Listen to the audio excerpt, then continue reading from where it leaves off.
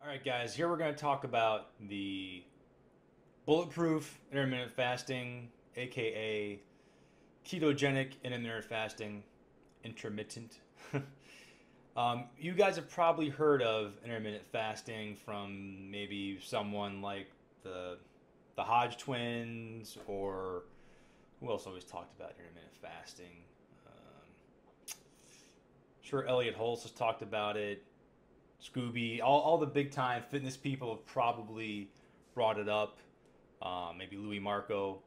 I'll the Hodge twins are Hodge twins, especially being the funniest about it. They even made a whole intermittent fasting channel. I'll see if I can drop in some frames of them talking about it. But they have some decent information on that. And the whole premise of intermittent fasting is you want to keep yourself in that fasted state from when you're sleeping and have that carry through to the next day.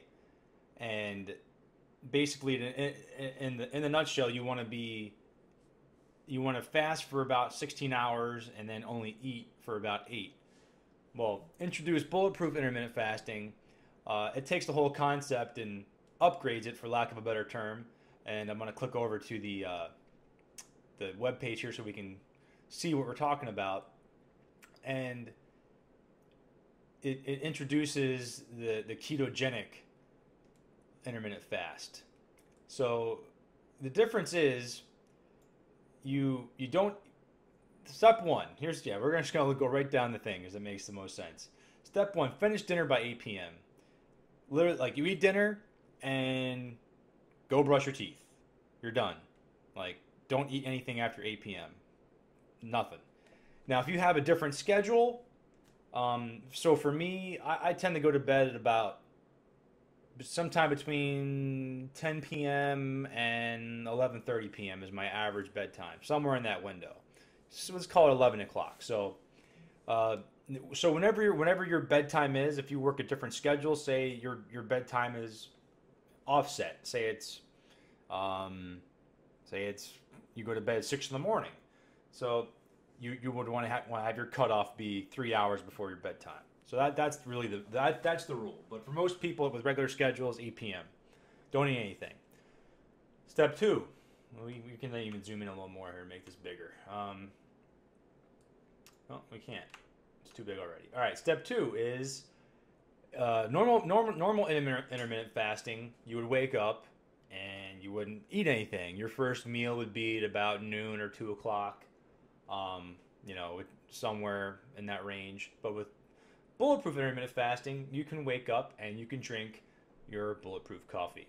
There's going to be links to that below, links on how to make it, links on where to buy it, and all the things to buy it with, or to buy with it, and your grass-fed butter, your MCT oils. So what this is doing,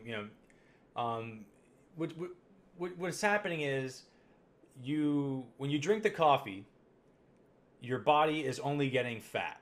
So by only ingesting fat, your body is not going to leave a ketogenic state. Your body is still going to be in a fat burning state. So your body's going to be using fat for its main energy resource. So it's going to burn most of the, mainly the fat you ingest, but once those calories and those fats are burned up, it's going to start targeting your body fat, the fat on your body, which is that's kind of the whole linchpin in why ketosis and a ketogenic diet works is when you're in ketosis, you burn body fat. You burn all fat, whether it's dietary or the fat that's on your body. So there you have it. You drink the coffee, you're getting 0 carbs and 0 protein. So your body's not going to look to burn the carbs for energy as sugar, and it's also protein. If you don't know, protein will also get converted. In the end, it gets converted to glycogen, which is sugar that your body uses to burn for energy. So you avoid both of those things and just drink bulletproof coffee with grass-fed butter and MCT oil for breakfast. Like I said, I'm going to have links The link to this page will be down below. The links to everything is going to be linked down below. Videos, the whole nine. Next step, 2.5. And this is, I love the parentheses here because this is truly optional. I've lost pounds in a week where I've been busy and I haven't been able to work out. I've also lost more pounds in weeks where I have been able to work out. So the workout is optional. I personally think you should work out, but it's, as I'm getting older and I'm learning more, guys, I'm learning that, especially coming from someone who was brought up in a traditional bodybuilding mentality of, train 4 to 5 days a week, 6 days a week if you're a badass, get at least 1 day of rest, whatever. All that kind of is going out the window. I'm learning now, especially with almost everything, less is more. Working out is one of those two. So if you're into working out and you want to train every day, you want to try to do a diet like this, the main difference is you're going to have to be more mindful of making sure you eat a meal with protein immediately following your workout. But when you do work out, you're going to want to work out at the end of your fast. So you're eating, if you're a normal person, you're going to be eating your first meal around 2 p.m. So you want to make it so your workout ends like right when you're going to have your first meal. So that is the workout option. And as you see here, this is very true. This is not necessary to gain muscle and lose fat, but it helps. If you're going to work out, lift something heavy, high intensity weight training, CrossFit type stuff, short workouts, high intensity with weights. Those are the best things to do for workouts. When you eat at 2 p.m., that's when your eating window starts. You have a 6-hour eating window. I mean, if you wanted to make that window 8 hours, you could. But 6 hours, especially for me having done it for almost 4 months now, 6 hours of doing the eating window is more than enough time. By doing this fasting, your stomach and your appetite and your cravings are gone. Your stomach it feels like it shrinks because my appetite is nowhere near as much as it used to be. So you're not gonna want to eat as much as you used to, and when you do eat, you stay full for quite a long time. So I try to have a meal or a snack around 2, and then I try to have a dinner around 6 or 7. Like I try to be done. I try to take it one step further and be done before 8. But sometimes I don't get done until I'll have my last meal at 8. And if sometimes I don't have dinner until 9 o'clock. Not a big deal. Sometimes if I do that, I'll try to push my fast a little further the next day and have my first meal around 3 o'clock instead of 2 o'clock. So, but here's how it looks as far as timing. This is assuming you wake up at 8. You get up at 8 a.m. The first thing you should, one of the first things you should be doing is having your bulletproof coffee to kind of get things going.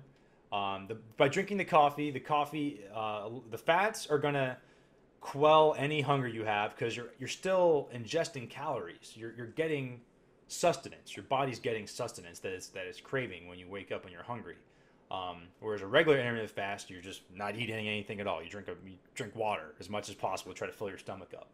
So you're getting calories. If you make bulletproof coffee by the recipe, you're going to be having somewhere between the range of like 400 and 500 calories, I think.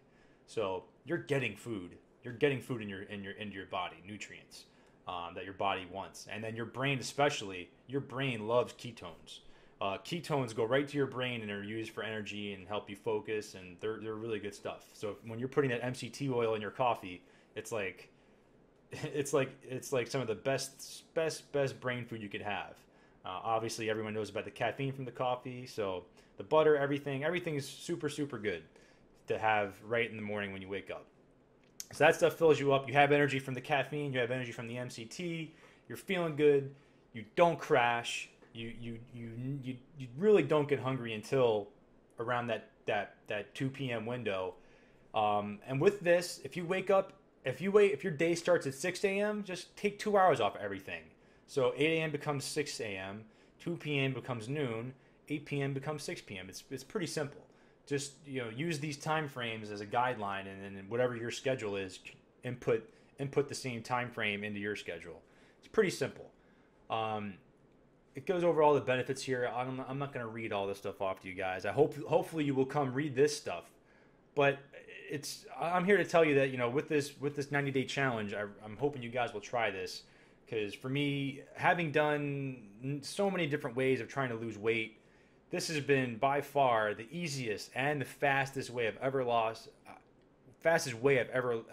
any weight. I've gotten leaner. I've felt better. I felt the best I've felt in my life. I'm at the oldest I've been. I'm 29 right now. I feel the best I've ever felt. My cholesterol is great. You know, people think a high-fat diet is going to mess up your cholesterol. It's not. When you're eating trans fats and bad fats, yeah, that can fuck up your cholesterol. But when you're eating grass-fed butter, you're having MCT oil, coconut oil, you're having all these really good, high-quality saturated fats, your HDL is going to go up. That's your healthy cholesterol. Your triglycerides are going to go down. That's one of the bad components of your cholesterol. Your LDL, yeah, that could possibly increase a little bit, but my LDL is like 68. It's nothing. My LDL is so low, and it's fine. So don't worry about cholesterol. Obviously, if you're going to get started with anything, like, here's a picture of Dave. This is a picture of Dave who invented this diet. If you want to read the whole thing here, he for 2 years he did 4,500 calories a day with like primarily of 80% fat. This is the end of the 2 years. He started off without a six-pack. He ended with a six-pack. The guy's pretty fit. This was kind of him saying to the world, like, listen, high fat is the way to go.